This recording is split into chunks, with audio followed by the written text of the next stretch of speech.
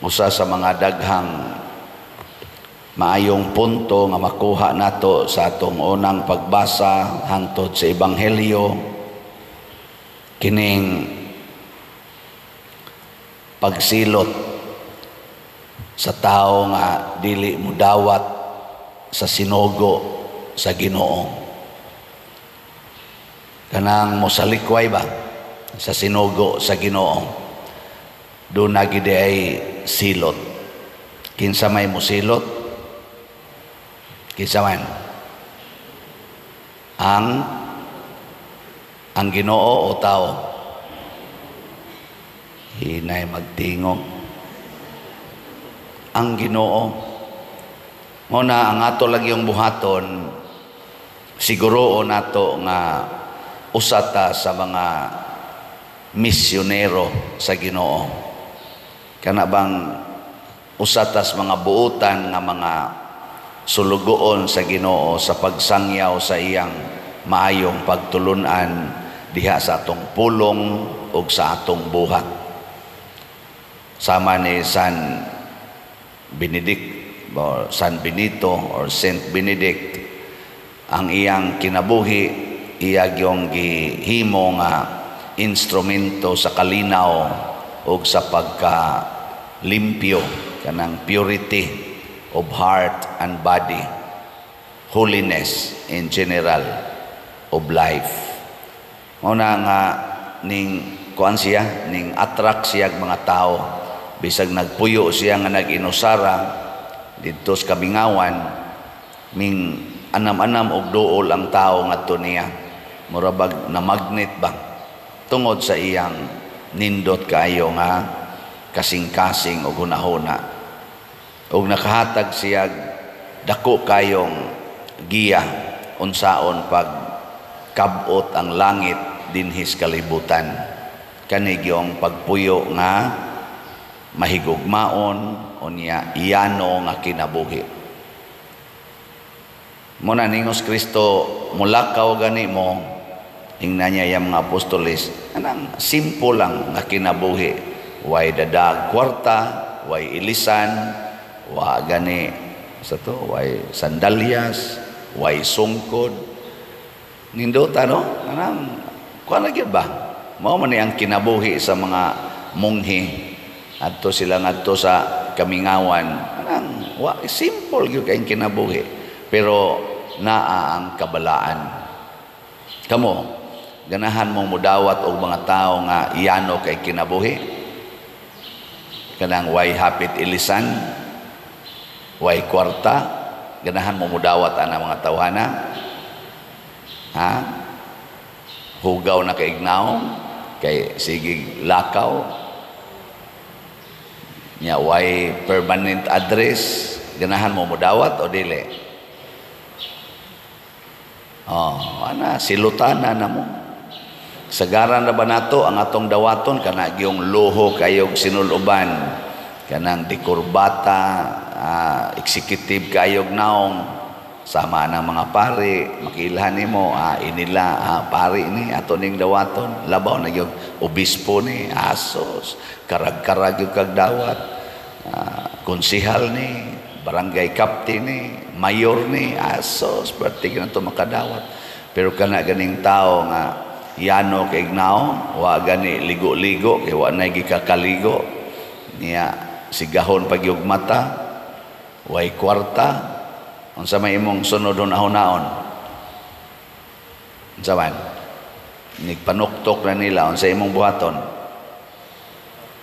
Oy, imo sang analyson, ayay kawatan man ni, mura man nigtulisan og naong, di tani dawaton. Mao na din ang panahon na nga silutan atas Ginoo. Muna kana mga tao nga dili mudawat sa mga yano nga tao, kasagaran sa daanan nila way kalinaw. Hadlok ka na sila. Nang dali kay mahadlok, dali maratol. Sige, lingay mong tupad, ina dili ka dali mahadlok, di ka maratol. Dali kay mahadlok. Mo na diri sa atong unang pagbasa, Pahibalo gyud diri sa Ginoo, ingon siya, ako bayay nagpakaon ninyo, ako'y nag-atiman ninyo, ako gani mo'y nag-agak ninyo, pero wa mo kaila nga ako di ay nag-atiman ninyo. Labaw sa tanan, wa pagyud mo padayon pagsunod nako, namiya mo nako. Ya, mao na ang Ginoo, bisan pag nibiya taniya tungod kay maayo man gid siya, matud pa niya, dili nako idayon ang akong pintas nga hukom kaninyo. O aron dili madayon, siya maoy ni anhis kalibutan. Ug unsa may iyang paagis pag-anhi, nagpuyo siya isip kabus nga tao. Si Kristo nga mao ang Ginoo nga nahigugma nato, nag-agak nato, ni puyo sa tumang kakabos. Ngano man, aron ipakita niya nga kinahanglan kita moila nga diha sa mga kabos, diha sa mga timawa kayo nga mga tao, anha ta diha maluwas. Kana mga taong naay panginahanglan, maunay makaluwas nato. Ngayon ang utana nako, pader, ang akong bana dugay na ning nibiya sa amo. Niya karon nibalik ngayog pasaylo, di na ko ganahan mo dawat kay dugay na kay siya. 35 katuig, wa siya'y pakialam sa among pamilya. Karon kay nasakit na, naghangyo-hangyo na nako nga mubalik. Unsa man ni dawato ni nako, dili. Kamong mga asawa o ingon ana inyong bana 35 katuig, why pakialam, wa na gyud giabandon na gyud ka 35 years niya nahuman gibiyaas kabit, nasakit, karon ibalik nagpakiluoy nimo. Unsa man dawaton, dili.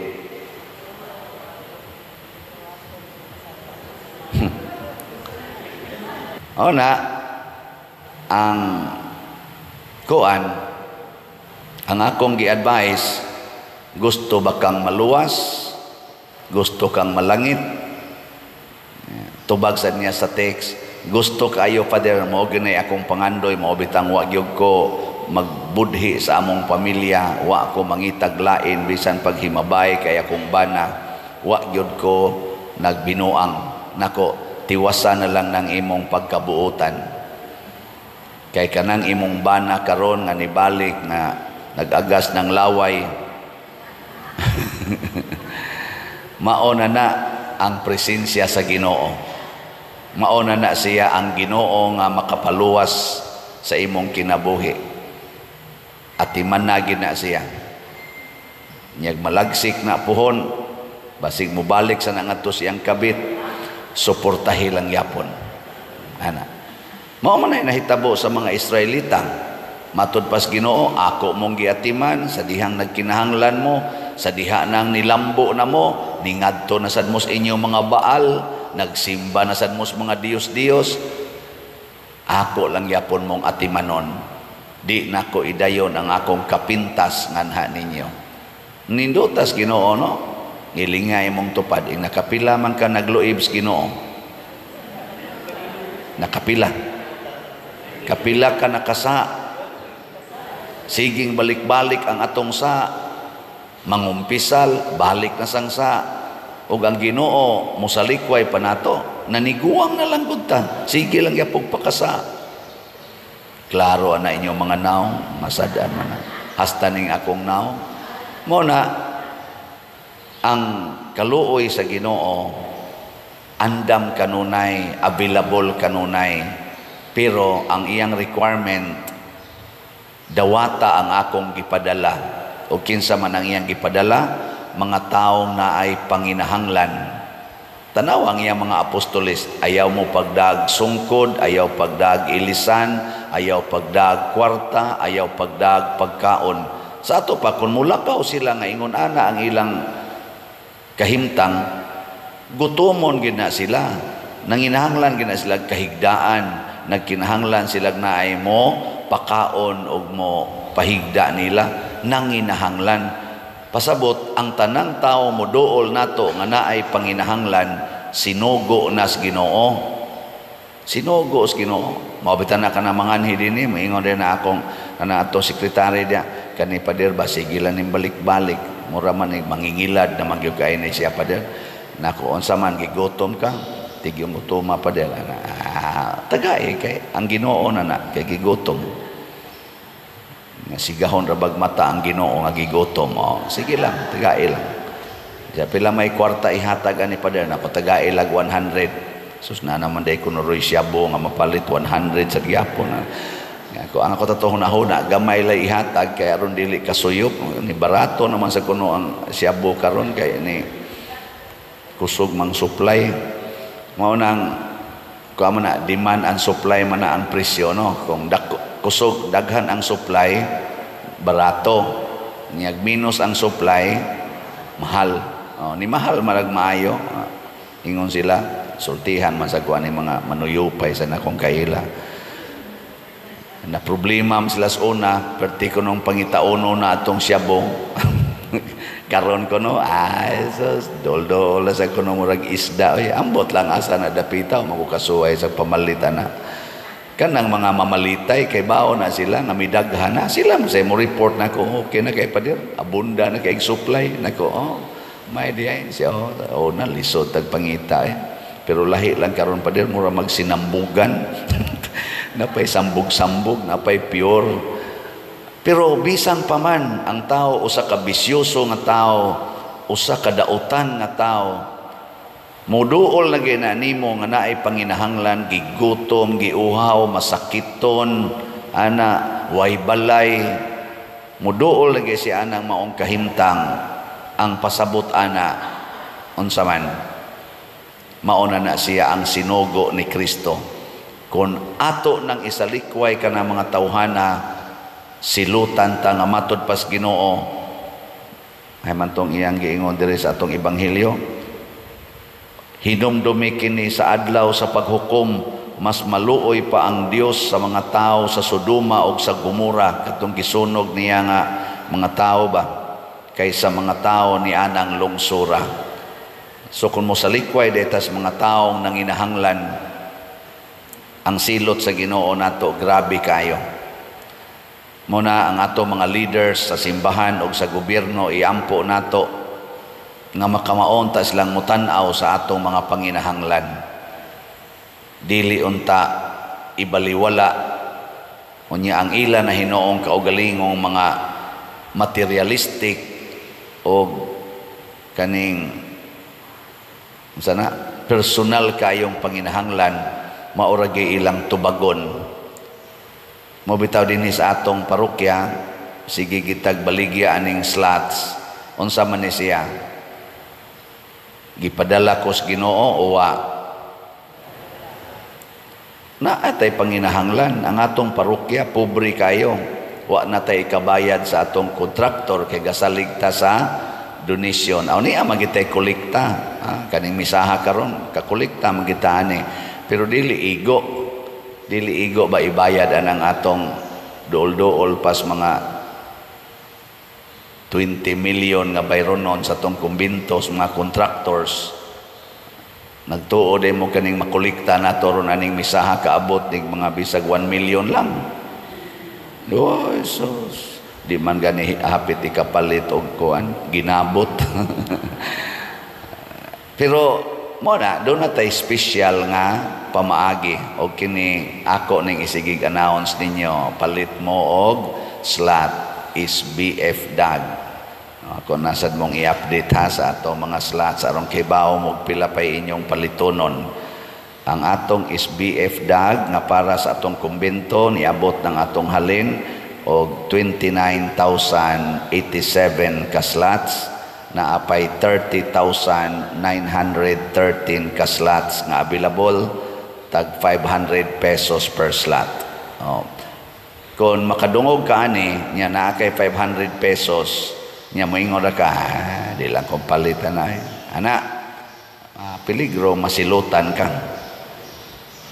Bitaw kay mura ra sa kagkatubang iyang apostoles ba nga nanuktok niya, di tamo dawaton kay panginahanglan man ni sa simbahan, mura marog pulubi makililimos ang atong simbahan para ibayad sa atong mga buotang mga contractors. Tanawa, human-human na gud atong kumbinto gud.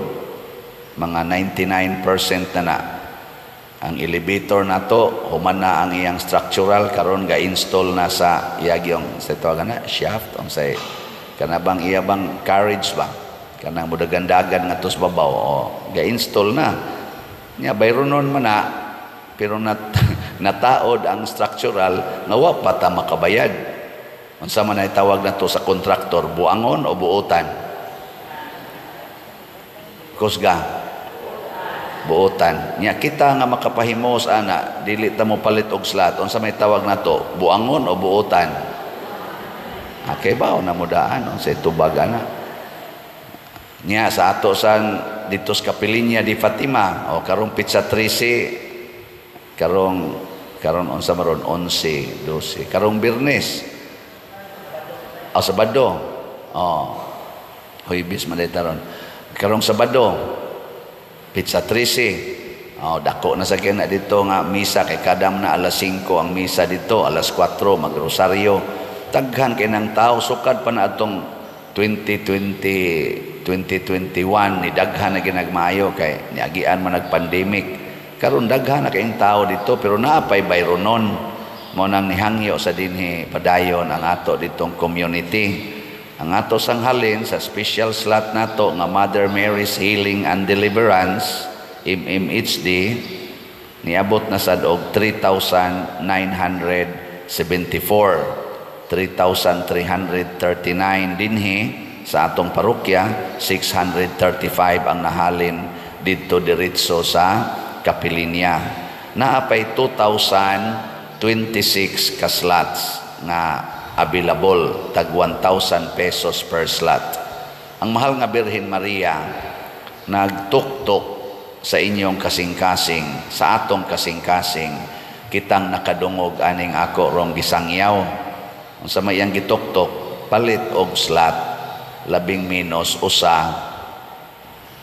Pahinungod nato sa pagpasalamat nga ang mahal nga Birhen nagsigig pabaha sa grasya nganhi natong tanan pinaagi sa iyang apparition dito sa Fatima.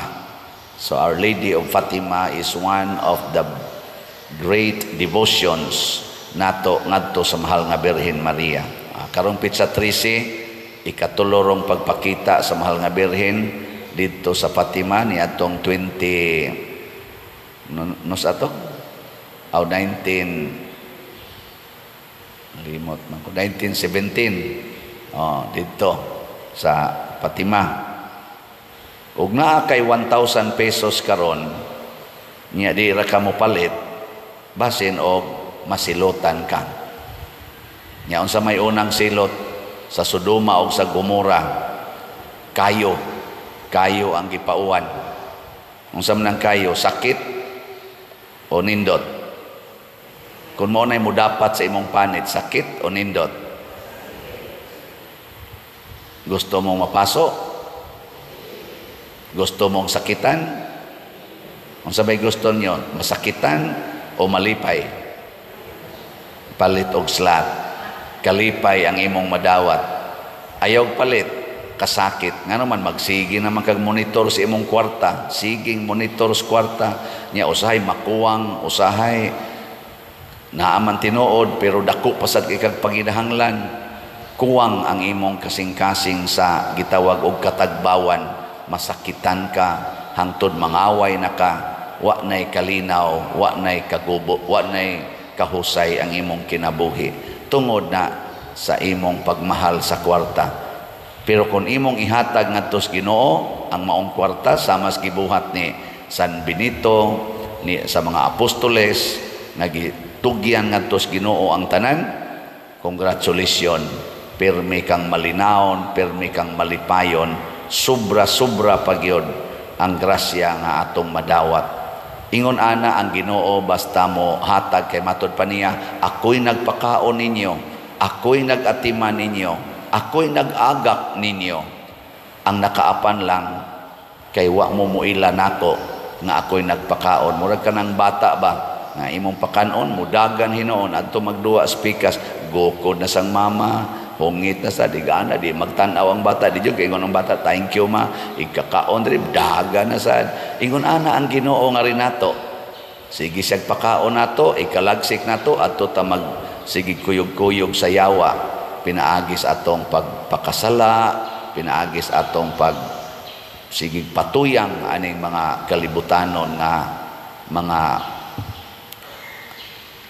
kahilayan.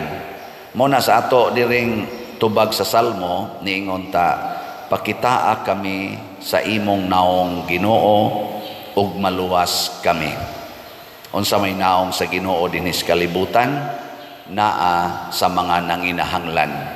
Ang ato sa drong simbahan dinhi sa atong parokya ug dito sa kapilinya na ay panginahanglan. Unsa man, mutabang mo o dili? Sige, ligi ay mong tupad. Ina, ug di ta mutabang masunog tas kayo. Ina, ug di ta mutabang masunog tas kayo. May pamutabang kay mulambo pa ang atong kinabuhi. Manindog ta katong mutabang.